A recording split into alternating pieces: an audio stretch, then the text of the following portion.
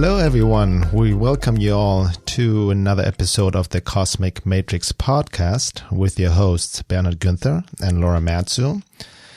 This will be our 23rd episode and also our last episode for this year until we start fresh again in 2020. And the topic of today's episode is winter reflections and contemplating death as we approach the winter solstice and the holidays, Christmas. Everything is kind of more slowing down, based on the natural cycles. But we'll talk about all of that more. And Laura wrote something beautiful a few days ago on Facebook about Christmas and winter and also death. And if you mind reading it. Yeah, so as we head into winter on the upper hemisphere, many of us will have to get familiar with the energetic signature of death. This time of year is usually the time of year where culturally we're expected to be most festive, i.e. stereotypical Christmas ornaments displaying on houses and images of a fictitious white man with a beard who rains consumerism on the masses. But this is not what winter is about, and these images often go against what nature has intended for this season. This is a season of letting go, of sadness for what we gained and what was lost. This is a season to learn impermanence as we watch the leaves change color and die as they fall to the ground. The matrix control system is always attempting to create an inversion of Earth's natural cycles in order to confuse us. This is a time of year where depression increases as the colder days force us to experience a lack of sunlight and isolation. It is also a time of warmth, of recollection, of recalibration, and gathering to reminisce over what the year taught us. But the Matrix wants us to buy more and consume until we are in debt, so we don't have to feel any of this. It is a beautiful time of year if you are comfortable with death. However, most of us are not comfortable with it. So this is why we buy more things to comfort ourselves and we fall back into addictions, especially during this time of year. In family constellation therapy, which is a type of therapeutic modality for healing yourself through your ancestors, they speak about how when we return to a specific time of year, we often will experience reverberations of emotions that we experience at other times during that same time of year. So for many of us, Christmas, as we became adults, becomes tinged with a kind of like depression and loneliness and sadness because it's very much different to often the Christmas that we knew as children. So these kind of nostalgic images of families gathering flashed around us makes us realize how isolated we've grown in this hyper-individualized world. So we've lost this true meaning of winter and gathering around the fire and instead placed it with a mash of flashing lights, distractions, and consumerism. We're meant to gather together for warmth during these times with our family and perhaps now a soul family, but instead for many of us, it just becomes a reminder of how socially and emotionally isolated we have become. So winter is the best time for us to do this deep soul retrieval and shadow work. And it's also the perfect time to let go of everything, both good and bad, that you experienced this year. So you can start anew. We're heading into extremely potent new year. So I'm kind of making reference to the Saturn-Pluto conjunction of 2020 and a lot of different alignments on a cosmic level are going to create huge changes in this next year, right in the beginning too.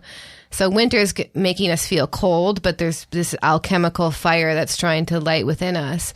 So we just want to invite people to allow themselves to take advantage of this time, to go within, to feel all the emotions of the past year, to let go of what was past so they can be reborn. Yeah, beautifully. Yeah. So exactly, winter is the season of hibernation, introspection, reflection, and letting go. And I can very much relate to what you just mentioned in regards to the family constellation therapy about that we return to a specific time of the year where we often experience the reverberations of emotions that we've experienced at other times during the same time of the year. And for me personally, every winter, starting December, late December or mid-December, January, I do always get into a nostalgic or melancholic mood. It's like, yeah, maybe there's some talk about seasonal depression, winter depression, but it's not so much depression. It's more this melancholy, right? There's a certain sadness I always experience, and sometimes loneliness, especially for me personally. I don't, I live in the US, my parents and my family is in Germany, so I haven't really celebrated Christmas with family in 25 years. But for me personally as well, I have a very different view and attitude towards Christmas. So I don't buy into the consumerist story, so to speak, or Santa Claus, nor am I religious, celebrating the birth of Jesus. I'm, definitely more spiritual, but there's definitely this kind of like melancholy, and almost I can sense now that nature or the energies are inviting me to go more inside, to reflect, to hibernate. And you said it correctly, and in the external world, the way Christmas is portrayed, it's very yang energy, very active, very masculine, outgoing, stressed by presents, get organized, get the Christmas tree, all of that. And it's and you hear all the commercialized Christmas music and all of that. And, most often the kids are like very excited about their presents and whatnot, as I was a little kid. But, as you grow older, there's something deeper, and especially when you're more in a deeper spiritual process or work in general, and are more self-aware and you're more tuned into the natural cycles, you experience more this yin energy of hibernation, of wanting to retreat, to go inside and reflect, right? So, for me personally, like, there's even like now for my first time, I'm celebrating quote unquote Christmas with my wife since we just got married earlier this year. But still the same energy is there. It asks us to go inside and really reflect on the past year, not even in a nostalgic way, but also what you mentioned in terms of truly processing, letting go of the past. And you made a very important point to let go of the quote unquote good and bad, both, to make room for new, right? To let go in our process as we keep going and shedding. And ultimately, obviously, that also relates to death, to die to the past, right? Because people get stuck in the past in all sorts of ways, like by idealizing a good experience or a good week that they had, or a especially bad one, and then as long as we are kind of stuck in this fantasy of the past year, and we haven't fully processed it, then it can impact our experience in the present quite greatly. Like if I was like, oh my God, that the last year, 2019 was my best year ever. It's important to celebrate that, but at the same time, don't get also attached to the year. Exactly. It reminds me, I see this on social media or Facebook, people like 2019 was an horrible, intense year. Hopefully next year will be better. Same thing people said about 2018, 17. Oh, yeah. And everybody, but these are intense times in general. And it's also a very personal experience for everybody differently. And it's more how you also aligned to what's happening on a collective level. These energies, this time of transition we're in right now, there's something bigger happening, which we need to align ourselves with. Yeah. And also if from a basic karmic perspective, if you feel like life is happening to you and you're just a product of like your experiences and, you're holding out hope that just because it's 2020, the year is going to be better because it's a fresh year. It's actually us and our sincerity in doing the work that makes the journey easier. You know what I mean? Because I've noticed there is a sharp improvement. And not because I was looking for an improvement, but as I did inner work each year, the soul lessons, sometimes they were hard, but it wasn't like life was happening to me. Do you know what I mean?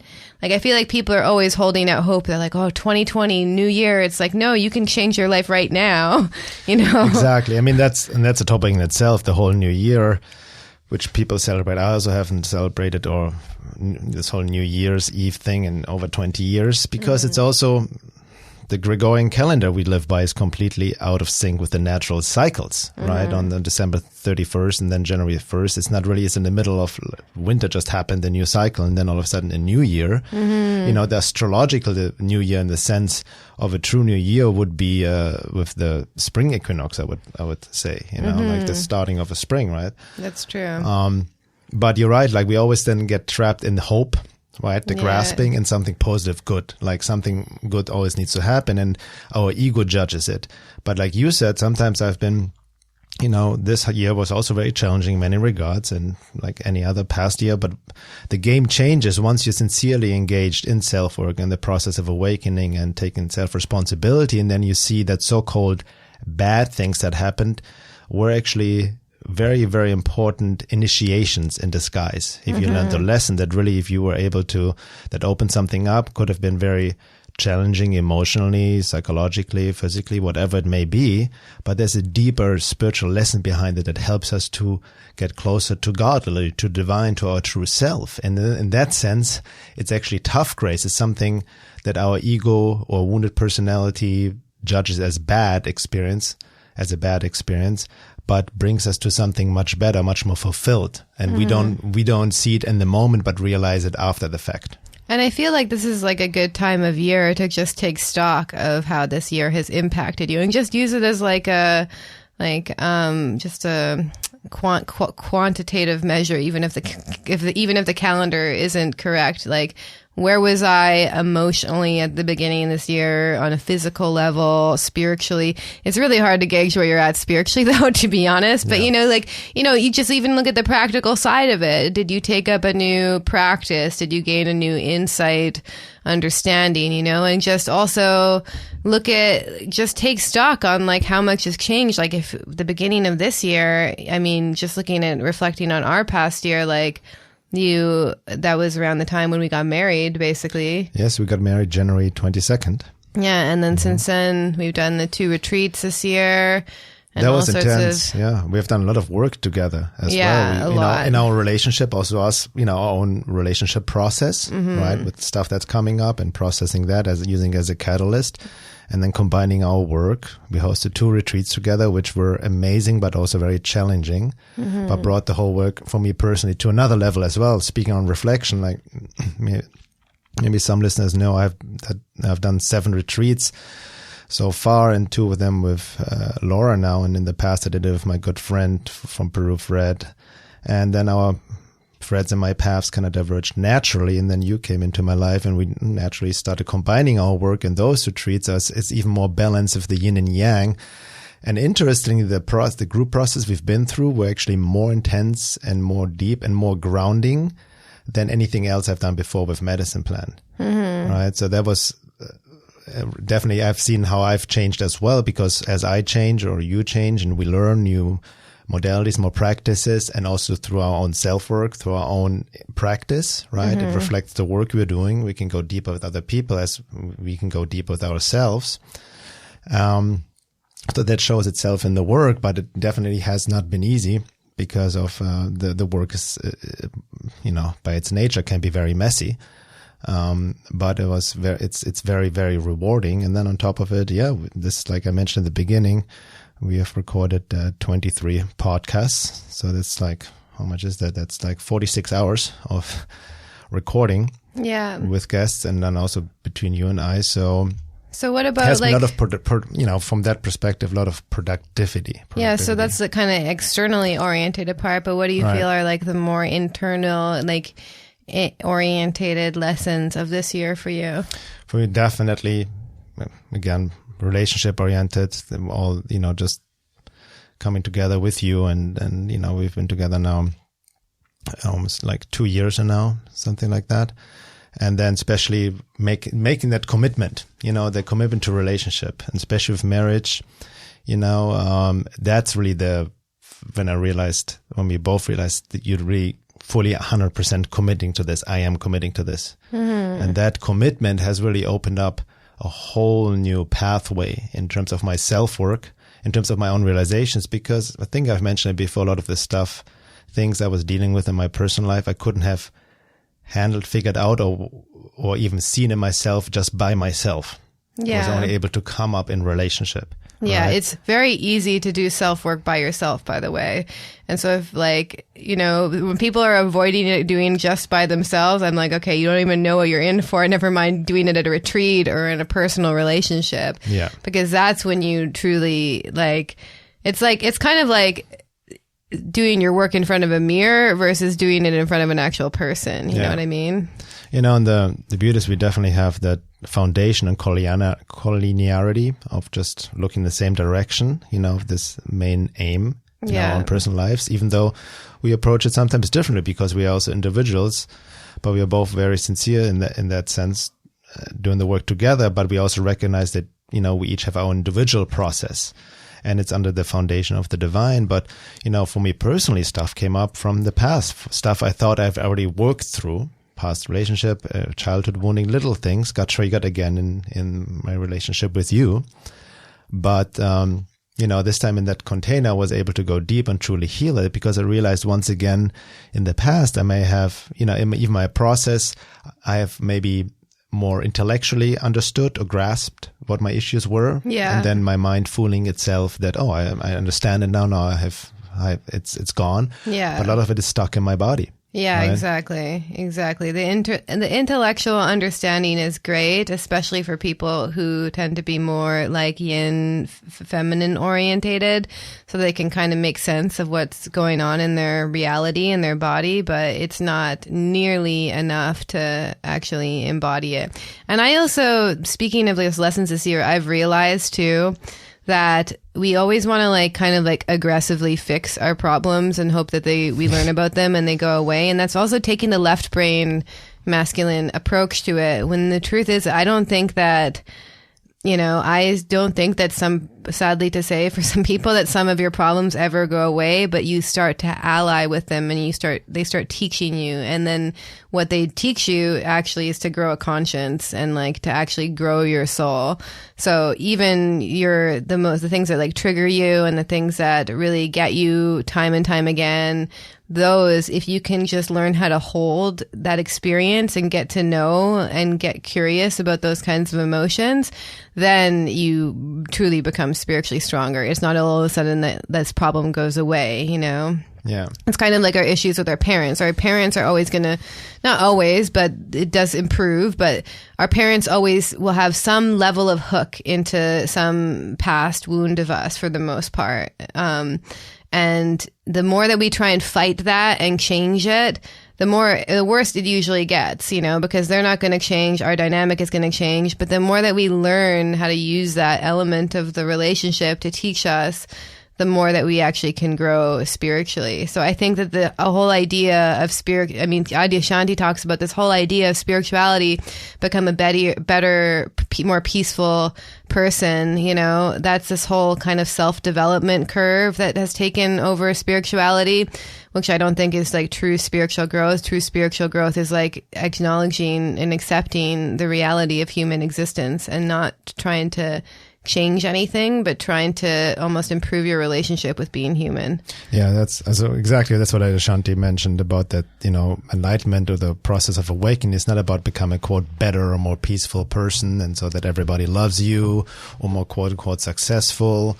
It is about, and it's like he also said, it's not a self-development course, spirituality, right? That's the difference between self-actualization. It's more like approach of your ego personality versus self-realization of really growing your soul, like you said, If you want to self-actualize, have a self-development course, follow Tony Robbins. No disrespect. I mean, it has its place, but it's like spiritual work, or enlightenment, that is truly a destructive process and can be very challenging. Mm-hmm. Right.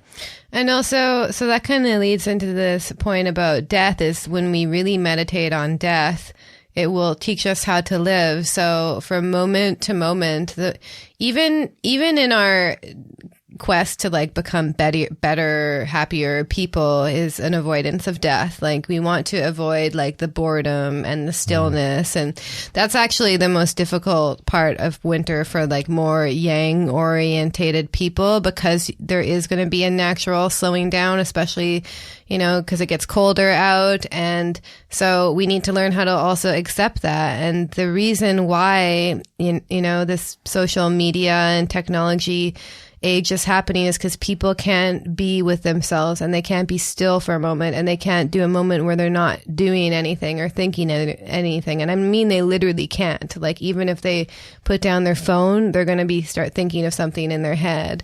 So we don't even have a good relationship with the death nature within ourselves. Like we can't, death is really like slowing down and boredom and that kind of like limbo space. That's how I feel it is energetically. And I think that the whole world is the reason that it functions in the kind of neurotic way that it does is because people don't have a good relationship with death, and they feel constant anxiety because of that. And that's even heightened with the whole, Michael Luton talked about this in one of our podcasts, the Saturn-Pluto conjunction, where it creates a lot of death anxiety in people. And the reason from that perspective, quote unquote, reason why the world is the way it is, with people like, freaking out and this craziness we're out there, because the whole world, collectively, humanity is in death anxiety, right? It's like the fear of death, unconscious, is underlying everything, right? Any little fear you have has its root in the fear of death. Yeah. Right. So if you're consciously aware of it or not. And I realized that the other day because I was just I had this moment of like higher than usual objective awareness of what's going on in myself rather than being, in the experience. And I mean, going on in myself is in going on in my body. I just want to make that clarification. But I realized that, as a human being living in this world, like I live in a tremendous state of just subtle fear. And I think this is at the basis of a lot of people's existence. And sometimes it's so high that they actually notice it.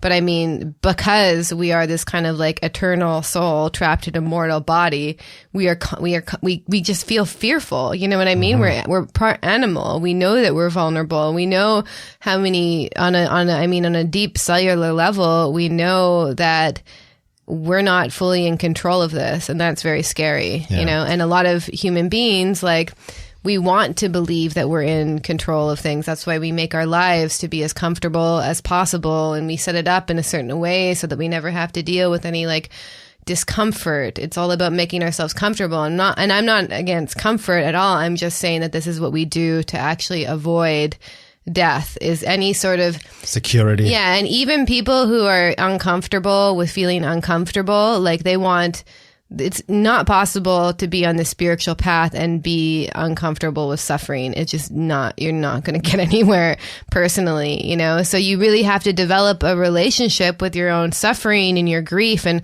all of these emotions, which are all ultimately related to death, even the whole stages of grieving, like we go through those with many different elements of our lives as we properly let them go. You know what I mean? Yeah. So we're kind of stalled in this like fundamental way on actually facing death. And there's a reason why, these meditators in the Himalayas and Tibet are so joyful and happy. The Tibetan Book of the Dead is like one example of something that's like common knowledge in their spiritual community, is they're very comfortable with death. So the more comfortable that we are with death, the more there's actually a lightness and a joy to life, which sounds kind of paradoxical. But if you really become comfortable with death, you actually have nothing to fear anymore. Yeah. Yeah, it's interesting when you mentioned as he was talking about fears, I can reflect again on, personally in this past year, I have my own fears, and fears came up, even on a relationship, got triggered, or even like more, from an existential perspective, financial fears and all of that, but also recognizing that in one part, like we talked, these thoughts are coming from the outside, could be a call to defiance, tagging into our insecurity, wounds, conditioned beliefs and whatnot.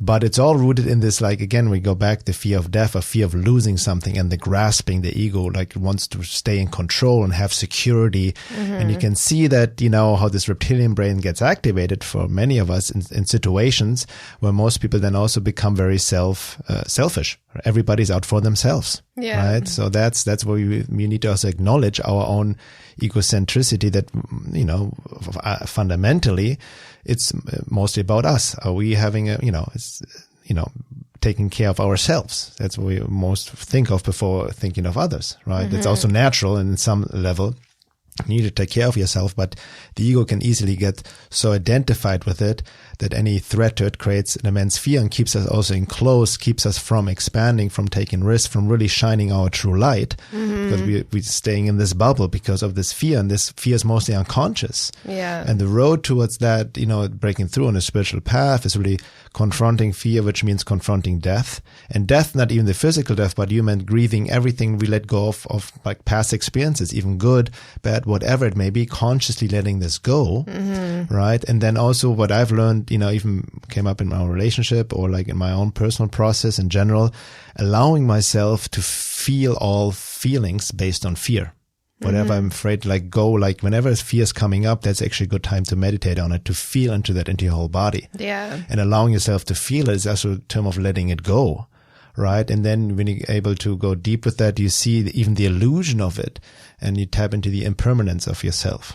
Yeah, and that's also the importance of grief, like a lot of people are scared to grieve, and it's, to be honest, just from witnessing it in people, it's one of the most like humbling, I guess, and humane, and it's really a messy experience to grieve. So we have to be comfortable with truly grieving, because if you're not able to grieve and then build that soil again in that space in your heart or your body or wherever it is, new life can't grow. And I've seen people's lives basically stall because they're unwilling to grieve. And this isn't just grieving people's deaths, by the way. This is like even, so if I went to India like a couple years ago, and if I was still attached to like an amazing experience I had at the temple or meditating in India, I wouldn't like that would actually cause me just as much sadness, even though it was a quote unquote positive experience, than holding on to a negative experience.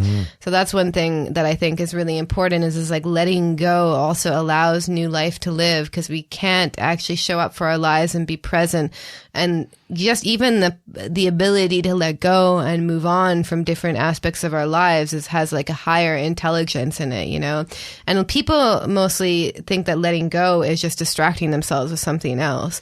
But then they're still hanging on to elements of the past or how life used to be, and that's actually this kind of like nostalgia, which I can relate to as well. I definitely have moments of like nostalgia that cause immense sadness for me. But when I'm feeling that nostalgia, which often happens at the end of the year, by the way, too, I think for many people, it's also showing me that I didn't grieve some experience properly. Yeah. I didn't let it go. It's interesting about nostalgia because it reminds me of music. I'm a musician, and music has a big influence on me, and I love listening to music. I used to dance a lot.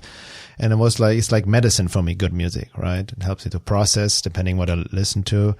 But what I've noticed, in terms of grieving, ever since we've gotten together, I actually realized I had to grieve all my years prior when I was single in solitude. Like just, you know what I mean? Just, that was a phase in my life. And during that time was listening to music a lot, certain tracks and bands or electronic music. And now recently I've, sometimes listened to that kind of music again. And, music is very mysterious. It kind of, whenever you were into a certain band or even just a song, you listen to it repeatedly. It's like your memory is imprinted with that time, right? Bringing you back. And so when I listen to that now, like I cannot relate anymore. So I cannot even listen to that music anymore. Like my music taste or like whatever is changing. That happens to me every year. I don't know about you. Yeah, but I think that's a good thing, because I feel, to each their own. People get so stuck with certain like old music that bring that nostalgia, like they never change, or bands never change because then they want to cash in and play their old songs over and over. Yeah, that's actually a sign that people are stuck in the past if they listen to the bands that they're like, oh, I like the bands I liked in the 90s. I'm like, and it's actually not, it can be fun nostalgia, but it also says a lot like, how attached you are to your past. Exactly. And that can hold you back, Exactly. The memories, the nostalgia, which makes you feel good. That's why you're holding on to them. Yeah. But it can keep you from truly progressing, especially spiritually. Yeah, exactly. Exactly. And we're always in this, process of death, basically. Like our cells are like the thing about also we've talked about embodiment this past year. And what I'm realizing too is my own personal lesson is becoming more embodied is actually a terrifying, painful experience. I'm sorry to say, like you do feel more present and you can have more authentic, intimate relationships, but at the same time, you start feeling everything and almost, maybe it's just me because of some astrological placements I have, but it's almost too intense at times. You know what I mean? And and I've noticed just at a cellular level, if you really tune into the process happening in your body, you'll be tuning into your own death. That's really what it comes down to. And I think that like, we're so far removed from even feeling that going on that we can't process our life experiences properly. But bringing it back to the music thing, I also I think it's like, it's almost like what happened because of our marriage is like you were growing a certain crop in a garden and now you're not growing that crop and you may not grow it ever again. And now something completely new is there, So you have to go through this kind of natural letting go of that phase of your life and cycle. And it will hit you.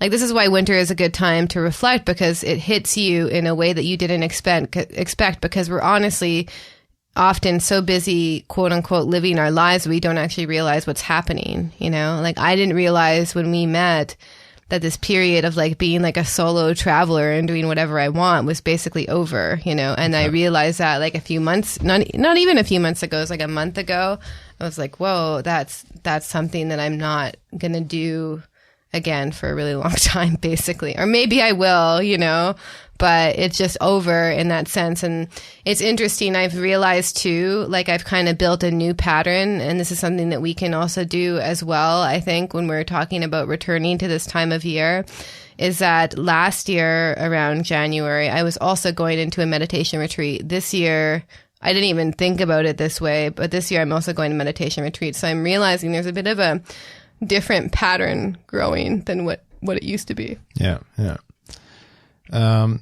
And so also like, tying this into Christmas because again, we're so distracted from the matrix perspective of just focusing on like the family and external buying presents and all of that. And also this pressure of like, the family needs to get together. And like, it can be very hard for a lot of people who have very difficult family dynamics, right? Or don't have parents or bad memory, you know what I mean? That can, because they're not of comparison or the social pressure of like having a happy family together around Christmas can increase more depression, right? Instead of, even like you see it from the story of Jesus, right?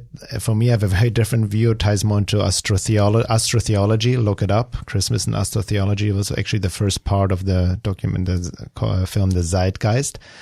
That the so-called birth of Christ is actually related to certain astrological constellations, and the birth of Christ and the crucifixion is a metaphor for something that happens, within the seasons. So, for example, on the winter solstice, December 21st, the sun dies, right? It's the longest night, the shortest day. And then something happened, it goes, so to speak, underground, and then it's then reborn on the December 25th, the birth of the sun, right? Of the Son of God, so to speak. So what I've learned over the years, is my own Christmas practice, so to speak. I do a letting go ceremony for myself, meditation on the winter solstice, that what we just talked about of contemplating, of letting go, reflecting, recapitulating, contemplating on the past and letting go. And then going also more into a meditative phase. And then on the 25th, as the sun is reborn, another ceremony, so to speak, and put out my intentions, for what I want to be as a human being, or, intentions not only materialistically, what I want or wishes or desires, but more this alignment. Didn't you put out your intentions self. for a relationship like a couple years ago too? Yeah, that was also 2 years ago. So on the winter solstice 2 years ago, right before we met. Exactly. And then a month later we met. And that was also in context because I felt very, very ready in that moment to like, I'm ready for a relationship again. Because I knew it didn't come from this desperation or need or want to be somebody. I just deep internally felt and knew, beyond feeling, knew that and I mentioned this before, I think I've written about it in my past essay, that I felt I had I was kind of stuck in my own process. I knew in my own soul evolution, a spiritual relationship as we have, so to speak, would be the next step to really evolve on a deeper level in context of relationship, because I knew I couldn't do it on my own anymore. Yeah, that was interesting, because then just around Christmas, you decided that. Then I know there was a pivotal moment for me when I was in a silent retreat. I was like the second last day of the retreat, and I realized that like I had this experience of grace, I guess you could call it, just like, and I know this sounds crazy, but like total peace and like just peace with life and not needing anything. And I was like, I actually don't need a relationship to be happy. And I had that realization like 2 weeks after you realized you wanted a relationship. So it's amazing to see how that works. Exactly. But it was the same, similar to me in the sense that I didn't hold on to that. I was just like, this is what I'm putting out to the divine, but I'm completely let go of it at the same time. Yeah. Right. I wasn't like grasping on it or looking at every, who could it be and all this. I completely let it go. And then in the beginning when we met, we didn't even realize that what was happening until later. Right. Yeah. Yeah. I think there was definitely like a strong feeling that something was happening. At least that's how it felt for me. Like I knew that when we first started talking that something was something important was happening, Yeah, that's true. Yeah. But that wasn't fueled with my own projections at all. It was a very strong, indescribable feeling. And, that also reminds me of, I posted something recently about polarity attraction and shadow. That, I also noticed, and I think we talked about this maybe in one of our episodes of relationships when we first met, there was not this romantic emotional attraction and high, Yeah. It was more just a slow process and more of a recognition. Yeah. That wouldn't have been possible with the level of like kind of, I had like Pluto transiting my 7th house for a really long time. So I had a lot of like those kind of karmic relationships, and I learned my lessons from them. Same for me. We're both kind of cautious in this sense. Yeah, right? Exactly. We were both kind of like having a more like sober view of relationships. Not like sober as in like we didn't have a deep emotional connection or was detached, but I just mean I knew when I was feeling strong emotions to also, take a step back and like look at things clearly, because sometimes when we just feel positive emotions for someone, we actually tend to look over what is actually happening in the relationship. So this is just an example. I would feel a strong emotion for someone and then, like this means we're meant to be or whatever. But then they weren't even like calling me at the time they said they would. They weren't even like making an effort. You have to get your kind of masculine left brain switched on, at least for women, maybe for you too, in relationships, so that you're able to look at things objectively, like be that sober, clear-headed friend that you never had. And also what I talked about before, being able to make this commitment at 100%.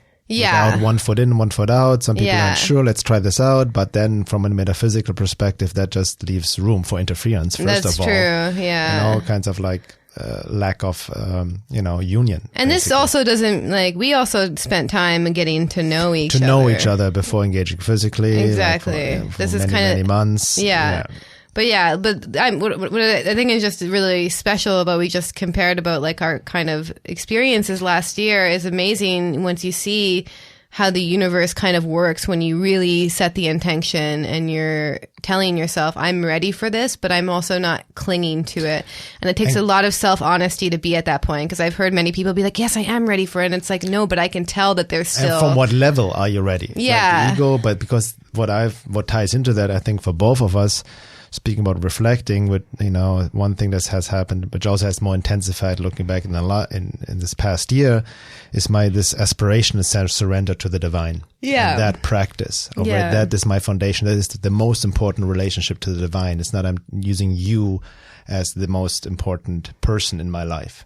Yeah, right. It's like we both have this, like the true self, the divine essence, right, and have the foundation or build a relationship around that. So that already like takes away the neurotic clinging of just needing something. Yeah, and then also a lot of like a lot of relationship issues are because the other person you feel isn't like making you happy. Exactly. You know? And if you have your main source of happiness, if you can find it somewhere else, and not to say that your partner isn't going to share enjoyable moments with you, but it's like if you're making them the source of all your good feelings, then that's usually not going to work out. Exactly. Now I've written about this more. If people, for listeners, check it out on my website. It's a long essay on veilofreality.com called The Necessity to Surrender to the Divine and Spiritualize the Being. It's also where my work and my inner state is taking me right now with the work we're also doing together. And what I also noticed reflecting back this year, and especially since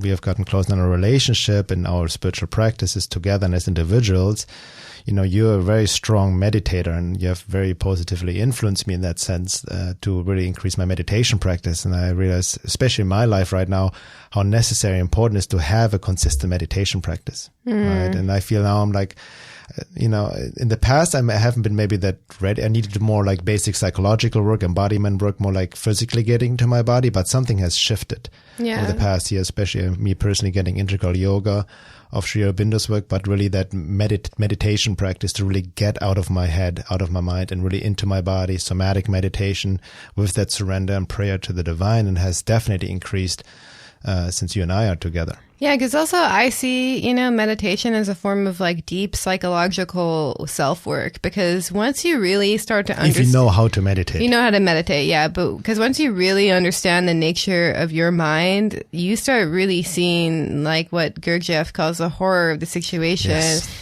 And samsara, you know, and you really start to understand what's going on there, and just not taking things so personally, because you're like, you know, you just, when I go in the world, it's like everyone's kind of living in their own projected reality. For the most part, people aren't even present there in their bodies. Like their soul is like kind of a flicker, but they're somewhere else. But it's really, you start to see the kind of madness of the world, and then it helps you not get so swept up in it. Yeah, you know? and also for listeners who don't know Gurdjieff, for context, when he said realizing the horror of the situation, he was relating it to when you truly observe yourself. Yes, we see the horror of the situation in the world. That's almost, it's easy. Yeah. But if you're really sincere in your meditation practice and observe yourself, you realize the horrors of the situation about yourself. Yeah. That literally everything you think, you feel is like it's a program mechanically based on wounding, trauma, conditioning, and all of our thought loops. That, you know, that you're like Sri Aurobindo said, you know, what you call yourself is just literally habits over lifetimes that you have just accumulated, and it has nothing to do with your true self, and just mechanically, and what you believe to be your free will are just mechanical reaction based on triggers, projection, unconscious behaviors. Yeah. And you see this more and more when you, especially in the meditative practice, you go really deep and see this in yourself. You know, it's like, I don't know, Gurdjieff said it or somebody else, Almas, you know, if you're not, you know, terrified about yourself, you're doing something wrong. And it's not about shaming yourself. It's just coming in many esoteric traditions. They talk about the necessary shock to realize, you know, the illusion you're living, right? In esoteric Christianity, they call the necessity of moral bankruptcy, right? This disillusionment. Yeah. Right. That not externally with the world, but yourself, and how much you're lying to yourself, how the mind overrides, how you also realize when you go deeper how all these thoughts are not literally not your own, but coming in from the outside, from the environmental consciousness, or they're literally stored in your body, right? Yeah. There's karma stored in your body. Usually what happens, and this is also leading back to like one of the lessons I've learned of this year, is that before we have like a perception on an event, first, whether we feel it or not, we experience it as a sensation in the body. So what often happens, and this is kind of the crazy state of the world right now, is that people are picking up on like anger, environmental consciousness is a really big one right now, I feel, or they're feeling some sort of emotion that's either stored in their body or it's something that's happening collectively. And what they do is they want to find a reason for it. Like the mind jumps to a perceptual storyline. So, instead of and this is how meditation changes your relationship to your emotions. Instead of you're like, oh, I'm experiencing like heat or tension in my body. You even get away from naming it as emotion, because even naming it as an emotion could get you away from actually feeling the emotion. But right away, like it's in a light, like literally like a millisecond of a millisecond or a fraction of a second, they jump to a perception. So they feel this like tension and like agitation and like an energy in their body, and they want to find a reason for it. So they're saying, this is what I'm feeling this way because you did this, or I'm feeling this way because of this happening in the world or whatever. And this is the madness of the world, is you have these people who are kind of impulsively reacting and creating storylines out of just their inability to feel what's going on in their body. Yeah. That ties into also this article I wrote recently, a short article on tying together a topic we discussed on the forum between black magic, psychic attacks, entity interferences, and shadow projections, because I realized so many people, especially even still in the so-called truth movement, even it doesn't matter how intellectually people are aware of the so-called matrix, everybody still acts out their own wounding and triggers and projections, and has this butterfly effect, what I called almost the triggered projected butterfly effect, right? That's the madness in the world, and everybody's reacting emotionally. And like you said, mistaking also, but that's a big lesson I also learned from our process, learned from you actually when you were studying with Gabor Mates on Gabor Mates' program. Very important key to understand the difference between perception and feelings. Mm-hmm. And we mistake that. When you say, for example, I feel abandoned, I feel lonely, I feel rejected, I feel betrayed. These are not feelings. These are perceptions based on a false perception you have, based on a belief. Well, not false perception, but it's not a feeling. Yeah, exactly. Right? And you cannot process, because that's what you mentioned when you say, I feel betrayed, I feel abandoned or whatever, lonely. Yeah. That's exactly what you mentioned, the mind making the story. Trying to giving a reason. Yeah, rather that's than the perceptual the feeling. range. What is the feeling underneath? And feelings are like hungry, sad, scared, angry. They're very basic. Very basic. And that's what we need to uncover, going just into the feeling without the story attached. Exactly. Because then the reason why that's important is because feelings, those need to be felt and validated. In fact, what they're discovering through, modern science is that feeling your emotions is 80% of your work, basically. As far as doing spiritual and emotional healing work. But we live in the perceptual range, and we live in the most not only that, it's like we live in the most complicated perceptual range possible sometimes. So, instead of actually even understanding that when we feel this certain sensation in our body, it brings up anger, which reminds us of this experience in the past, we have this whole narrative to the point where it's like it becomes Donald Trump's fault. And basically, you know what I mean, though?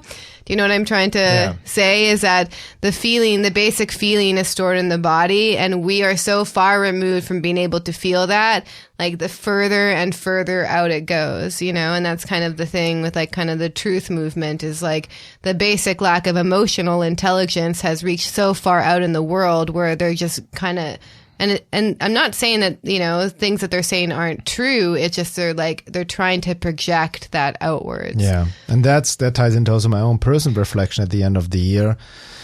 Followers of my work, they can also see, especially long-time followers, that my work is always a reflection where I'm at, and it changes all the time. I don't want to get fixated on one topic, especially external, right? So it's also my personal, mirrors my own personal process, to each their own, right? I'm not telling that anybody should as I do, but for me personally, I see also I'm getting tired to speak out about the so-called matrix, right? Mm-hmm. I understand the basic modus operandi. A year ago, I made this 8-hour webinar on hyperdimensional occult interferences and protection clearing and all of that. And, people now write a lot about the hyperdimensional matrix, but I also don't want to keep focusing on that and get stuck in that. So maybe there's also a bit of a grieving process with your own work that needs to happen in a sense. That's good to say, because I also noticed, I've seen over the year, people getting out of my life, even so-called followers of my work. We see it on the forum, people come, leave, and I see a lot of people they're drawn to these kind of topics just because of the topics, because it intellectually tickles them, so to speak. Yeah. Or draws them. That's fine. We need this understanding on some level, but then just get so hooked on external information. And I see not many people are truly, sincerely want to engage in that inner process, be it psychological or spiritually esoteric self-work. Yeah. And that's where I see to truly transform the being, to truly transcend the matrix and not fighting it externally. And I'm not saying that we should just shut out the outside world. It's not about escapism, aestheticism and all of that, or just meditating on my navel and just ignore the New Age traps. Yeah. It's being aware, like know the enemy. It's important, the inner and outer work. But the inner work is just so sorely missing, especially nowadays with all the social media. And that's, I've been all doing this also for over 20 years. Before there was YouTube and Facebook, and now everybody's just distracted with sound bites, clips, and it's the attention is being vectored away. Yeah, right? That's also because this is bringing it back to death. That's also how the Matrix controls us through our death anxiety. Because if you're unable to be still and in silence and with yourself, with no distractions, the phone will be a highly seductive thing. And that's why, I noticed, like, I went to a coffee shop once years ago, and I noticed that if one other person goes to the bathroom, the other person reaches for their phone, because even that person going to the bathroom is like, stupid as it sounds, is a type of facing death. Okay, I was just having a conversation with that person and now they're gone. And then people look at their phone, and this kind of busyness, just noticing that this is in the way with your relationship with death, and this is also in the way with your relationship with life, because that means that you're never, ever present with the exact situation as it is. You're always going for the next thing and the next thing and the next thing. Yeah, exactly. And this is also why we get hooked on information, is because we're, we need to keep consuming. Consuming is just not buying things; it's consuming information. That's as interesting. Well. That you may hit the nail on the head, especially when we seek truth. And you can get lost in a rabbit hole. I talked about that before, and literally just get hooked on information, sensationalism, and then you post about the elite, whatever matrix on Facebook, and you feel you actually have done something, but you have just almost like, it's like, how can I say, it's almost you're giving yourself a dopamine rush by this intellectualizing it all. And and this, I don't want to throw the baby with the bathwater. It's about spreading awareness. But the way it works nowadays, also, you have to understand how we're so manipulated with social media, Facebook, with the algorithms. Like in the end, you're just quote unquote preaching to the choir, right? You're not really reaching people. Yeah. And the best effect you have is like in your everyday life through your own inner process. Yeah. Right. And really like in your relations, and most often the simple things. Yes. Right. And applying just even like that's what I've been so amazed. And we have both seen this in our work, because we work, a lot. We've worked a lot with one-on-one, with groups. You had your workshop with women, with the retreats, and people may be aware of all kinds of stuff, of occult, hyperdimensional stuff, but still don't get even the basics of shadow projections and triggers, or the childhood wounding, like on this basic level. And it's ironic. That's where the matrix is working through us. If we don't understand the basics, not only understand, but apply it. Yeah, exactly. And it's also, there are people out there who are doing this kind of work, and you'll notice you'll feel very safe around these people, and it's an entirely different kind of way of like being, because there are people who are sincere and really doing the work right now. And, these are people who are not afraid to also live life. And I think, are you looking for something? Yes, I'm looking that reminds me of the Gurdjieff quote. Good to keep going. Oh, okay. I want to bring it back to death though, as well, because that's the main topic of this podcast. We've kind of gotten off into a bunch of different directions. Yeah. But it ties into death, because I think it's also like, when you truly sincerely engage in self-work and confront yourself, you inevitably confront death. Yeah, exactly. And also like, I think we'll talk about this in the second hour of the podcast, but I've had very profound experiences with death that have very much shaped my experience with reality, to be honest. And I know for many people, I notice a pattern is, especially at the retreat, there will always be at least 2 or 3 people who have recently lost someone they loved. And so death, and this is not just Christmas and winter, rather, is an initiation, and it's a really big opportunity for us to wake up. The more that we're able to really go into the cave, go into the underworld in winter, and get away from the external orientation and go inwards, the more beautiful our summer and spring will be. That's really what I've just learned through just experience, And I'm not mean beautiful as it's going to work out exactly the way you wanted it to, but it's going to be a reflection of how well you were able to kind of die in the winter, I know for myself, like the past couple winters before we met were some extremely difficult winters. One, I lost a really, not a good friend of mine, but it was kind of like a soul sister. She was very young. And I was also living in a cabin by myself in winter, which is just like, I would never do that again, but it was very hard on a physical level. And then the winter before, I was haunted by nightmares and really doing some deep shadow work that I only in retrospect realized, and this was periods of extreme loneliness, extreme pain, and really facing my shadow so directly and with such clarity, and these are this kind of it's easy to talk about death, and yes, we should embrace death, but really facing death is a harrowing experience. It's not some a beautiful process. It's very ugly. So we just have to acknowledge that part of it, but the kind of gift is the more that you're kind of able to go in the underworld and kind of meet this ugliness and really embrace it and hold it, the more beautiful your kind of butterfly transformation is in the spring. And then also the more you go face death, go deeper, then you come face to face with your actually immortality. By facing your mortality, you realize your immortality as well. Right? Yes. That your soul essence, a psychic being that will never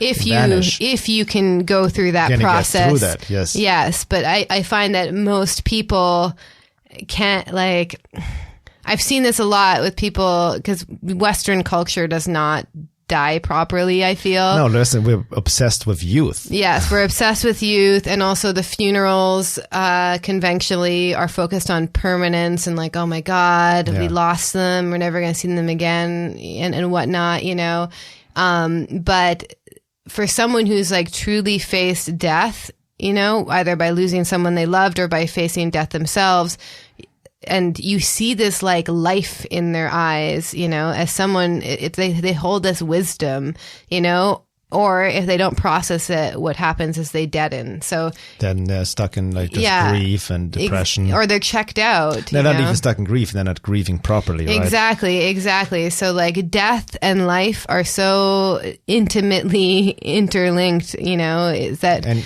nature teaches us that to begin with. Exactly. So you want to read a quote, right? Yeah. Just go ahead. Yeah. So just to invite people to really kind of take stock of this year, and how you've changed on different levels. Also, what you're going to have to let go of in order to bring in the new, and just consciously go through some sort of process with that, whether you do some sort of solstice ritual or anything, just using this time to reflect and go inwards. I just would highly encourage that in listeners because of how potent this year is. From a farming perspective, basically, the more that you take care of your soil in the winter, the better the crops will grow in the spring and summer. So just to think of this kind of metaphor. Mm-hmm. Yeah, beautifully. So before we want to read that quote by Gurdjieff, we are near the end of our first hour. The second hour, which is available for members. Again, if you haven't signed up, go to veilofreality.com. And also access to the membership forum. The second hour, I want to go deep into what we just talked about, death and dying. And also, I want to bring up the work of Elizabeth Kübler-Ross, who has worked with terminal ill patients and what she has learned from people on the brink of death. And also, I want to talk about more on personal stuff, experiences in the membership section, and also reflecting on this year from a global perspective. Yeah, even less from the matrix perspective, and what we see the world going the next year, and what is the, the end game, so to speak, or the challenges. But nonetheless, it's all how we relate to it internally and how we react to it in conjunction with our inner work. And, some other topics related to that as well. So this quote I'm going to read from Gurdjieff is from a really amazing Access article I got from him. And you can find the full article also on my website, veilofreality.com, in my writing section under notes.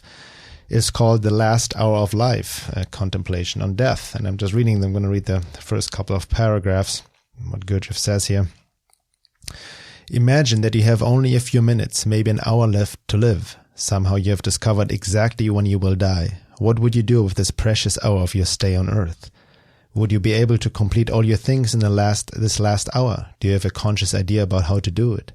And letting go of your last breath, would you feel satisfaction from knowing that you have done everything possible in this life to fulfill that you're constantly present, always vibrating, always waiting, like the sun is waiting for the farther sailor? In the manifested world, everything has its beginning and its end. In the real world, everything is always present, and one beautiful day you will allow to forget everything and leave the world, quote, forever. Freedom is worth 1,000,000 times more than liberation. The free man, even in slavery, remains a master of himself. For example, if I give you something, let's say a car, in which there's no fuel, the car cannot move. Your car needs a special fuel, but it's only you who is able to define what kind of fuel is needed and where to get it. You have to define yourself how to digest my ideas to make them yours so that them belong only to you. Your car cannot work on the same fuel my car is working on. I suggest you only use the primary material. You have to get from it what you can use. So more bravely sit down at the steering wheel. The organic life is very fragile. The planetary body can die at any moment. It is always one step from death. And if you could manage to live one more day, it may be only a chance accidentally given to you by nature. If you will be able to live even one more hour, you can consider yourself to be a lucky person. From the moment of conception, we are living on borrowed time. Living in this world, you have to feel death each second, so settle all your life affairs, even in your last hour. But how can you know exactly his last hour? For the sense of security, make up your things with nature and yourself in every hour given to you, then you will never be met unprepared. The man has to be taught this starting from the school. How to breathe, to eat, to move, and to die right. This has to become a part of an educational program. In this program, it is necessary to include the teaching about how to realize the presence of the real I, and also how to establish consciousness. At the moment of death, you have to be wholly aware of yourself and feel that you have done everything possible to use all within your abilities in this life which was given to you. And now it goes on. And it's just a beautiful reflection because, we just live, very mechanically, unconsciously, and take many things for granted. And the death also puts into things, contemplating and death puts things into perspective of what truly matters, right? And then also having a practice turns maybe in practice of gratitude, to be thankful and grateful for what the things we have, but we may take for granted, including relationships. And with that being said, see you all guys in the second hour.